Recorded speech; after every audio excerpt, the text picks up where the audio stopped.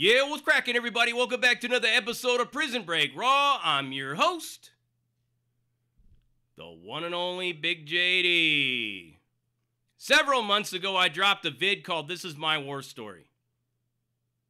And for the first time here on this platform, to all of my subscribers, all my viewers, those that love me and hate me alike, I revealed a deep secret that put me in a position and exposed me to vulnerability.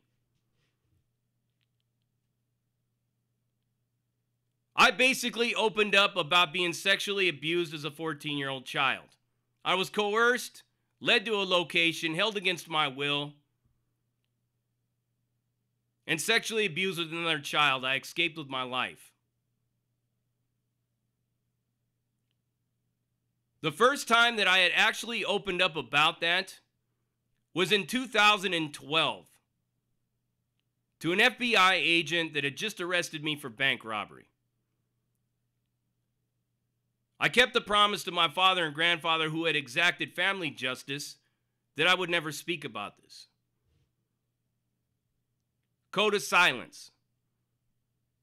At the expense of my psychological makeup, at the expense of my well-being in so many different ways, I had spiraled out of control into a road of self-destruction that nearly cost me my life several times, and it put me in prison for many years.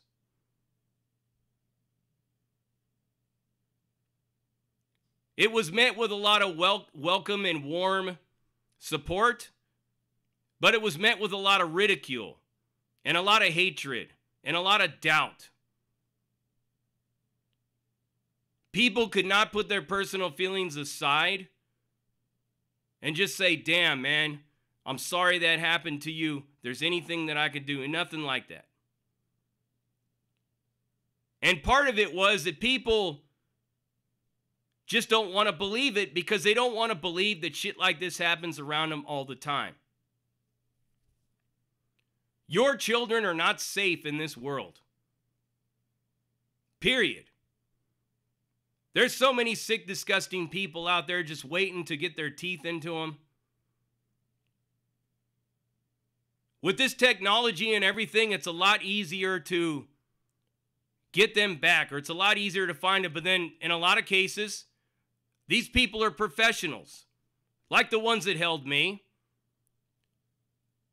They know that the technology is out there too, and they do everything in their power to circumvent it and fly under the radar. In a lot of cases nowadays, most of these exploited children are coming from other countries, impoverished nations, third world countries.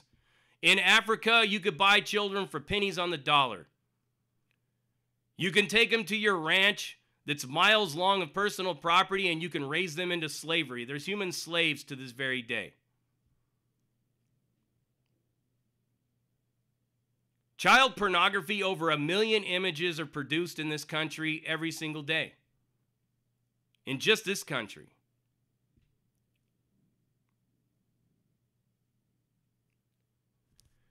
The problem with all of this is that you have so many people in high power positions that are involved in it all. Politicians, clergy, police officers, judges, lawyers, the guy next door that has a family of his own, people in your own family, they're everywhere. Even candidates for certain congressional seats in, let's say, Virginia. Nathan Daniel Larson, an admitted white supremacist, pedophile, and male chauvinist. He also believes in polygamy and all these other things. He is a candidate that was endorsed by the Libertarian Party. And it's a lot of the reasons why I say that I would probably not register under the Libertarian Party, register as a Libertarian, but as an independent Libertarian, but not the Libertarian Party, because there's a lot of weirdos in there.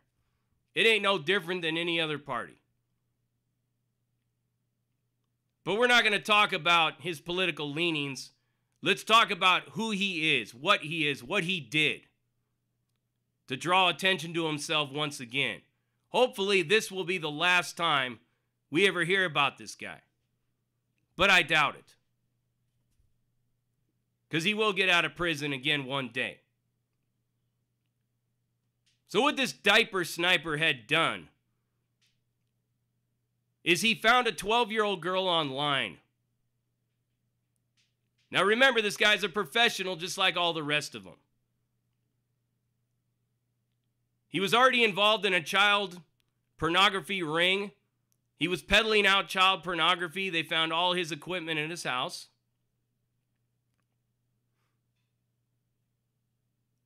And he lured some girl into running away with him. A girl that lives way on the other side of the country in Fresno. Her name and her identity hasn't been revealed, of course, because she's 12 years old. So he flies out to Fresno,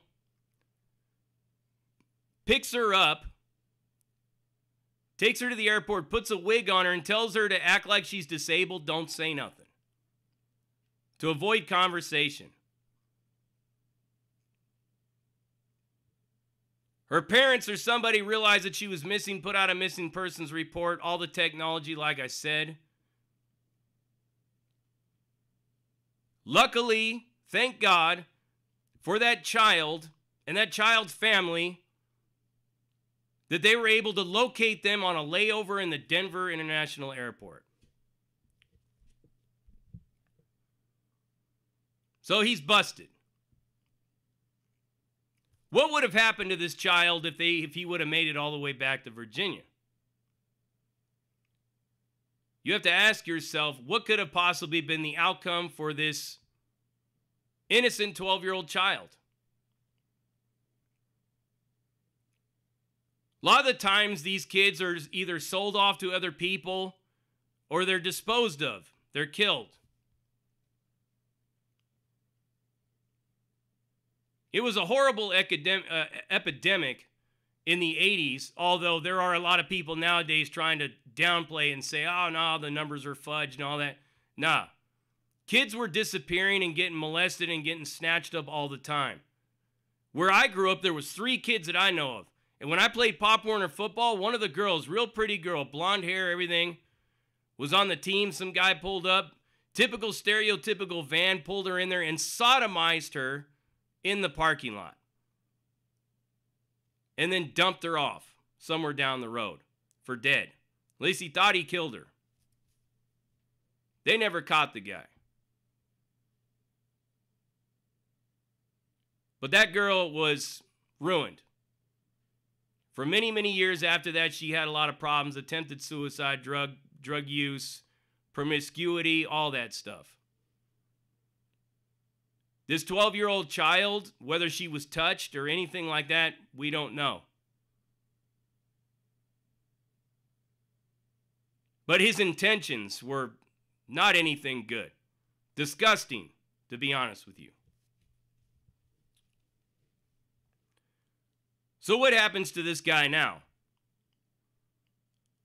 Well, obviously, he's in some kind of holding facility in Colorado.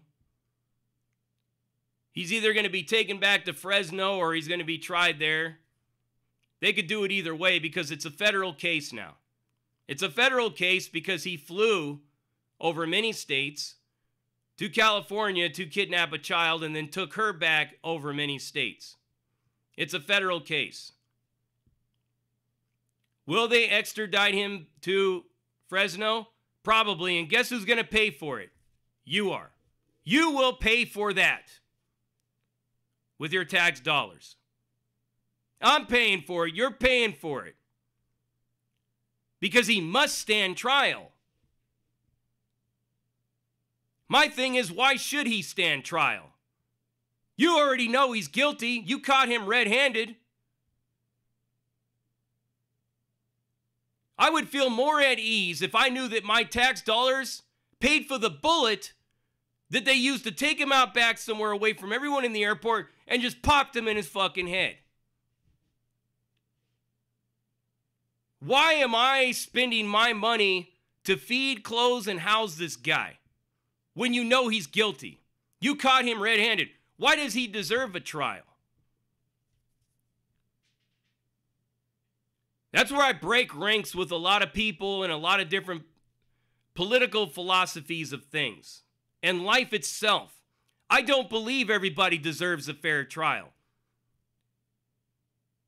If you got a guy that runs up with a knife and just chops some lady's head off in a Walmart, you got him on camera, you know he did it, you should just take him out back, put a fucking noose around his neck and hang him. Or stone him. Or drop him in boiling oil, or shoot him, or whatever it is, or cut his head off. But we got to pay for this trial now. We got to pay for his legal defense.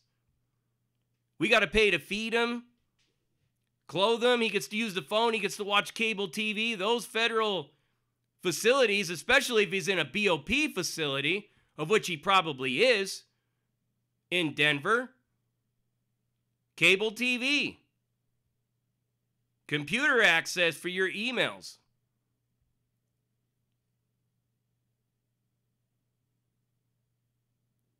This is a huge problem that we have in the world. The black market for children is bigger than drugs. It's bigger than guns. It's huge. And it's constantly overlooked or swept under the rug or ignored.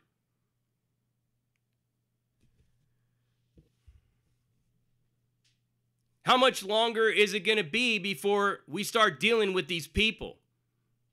This man was an admitted pedophile. When you're an admitted pedophile, you're basically saying, I'm going to molest one of your children one day. Just give me the opportunity.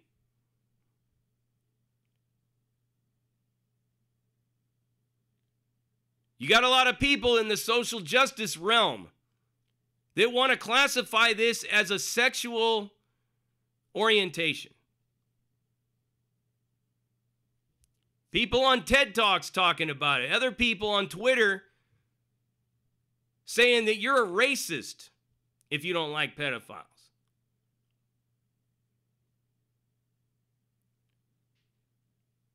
My whole thing about this whole case is, why are we wasting our money on trying him? Why don't we just shoot him? If you knew he was a pedophile and he was in the streets saying, yeah, I'm a pedophile, why didn't somebody deal with him? There should be something out there. You should be allowed to exact vigilante justice and kill this dude before he causes a problem. You know why you put locks on your door? You put locks on your door to prevent a thief from coming in. You want to know why you wear your seatbelt? You wear your seatbelt to prevent you from being launched through the windshield if you get in a car accident. Why do you get life insurance? Why do you get fire insurance, property insurance? In case something happens, right? You got an admitted pedophile in the streets? Why not just eliminate him? Because now this happens.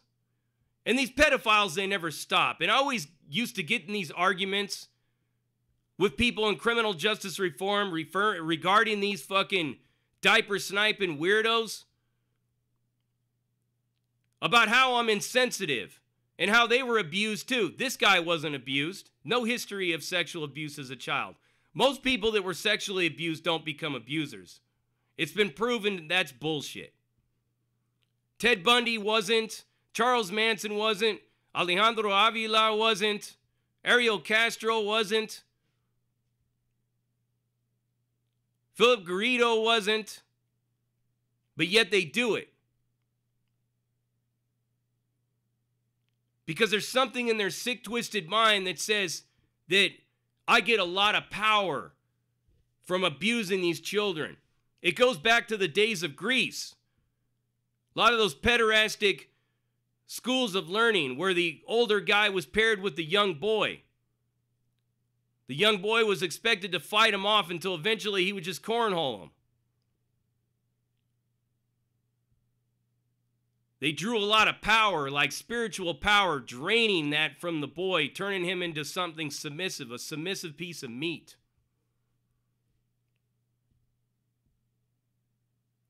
A lot of the child blood drinking, the mullet cults, all these different things, these things have been going on for years, decades, generations, millennia.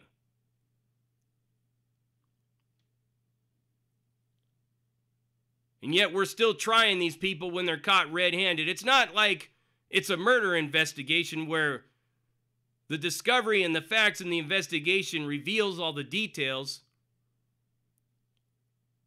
We're talking about a man caught red-handed with somebody. He's child, 12-year-old child. And I'm paying for it and you're paying for it. Some crazy ass shit.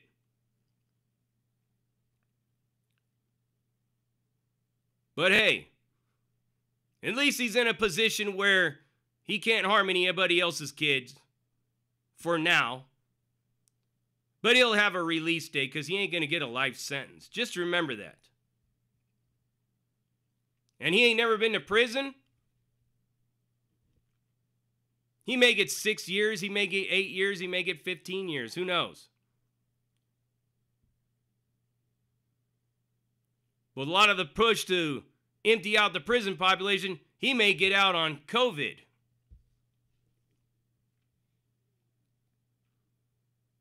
Open your eyes, people. My boy Tim Snow, Texas Prison Stories, just dropped a video about a pedophile talking about this very thing in a documentary. Go check that out. These people are bold and brave about it, and they're proud of the fact that they could just grab any one of your children at any time. I'm a firm believer that you need to teach your children how to completely operate a firearm, how to disassemble it, reassemble it, pull it out, shoot it, target practicing, self-defense, all of that stuff. Make your children aware of what kind of people are out there. It's the only alternative that we got. There ain't no other solution.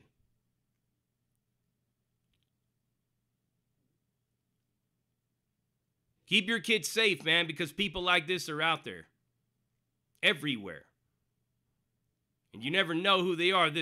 Not many of them are a proud, bold, open, yeah, man, I'm a pedophile. What's up with it? You know, not many people are like that. Not many of them are like that. You already know what it is. You heard it right here. Prison Break Raw, uncut, uncensored, no holds barred, non-trigger code, not politically correct, all up in your face, slapping you with that dick of reality. And I'm out.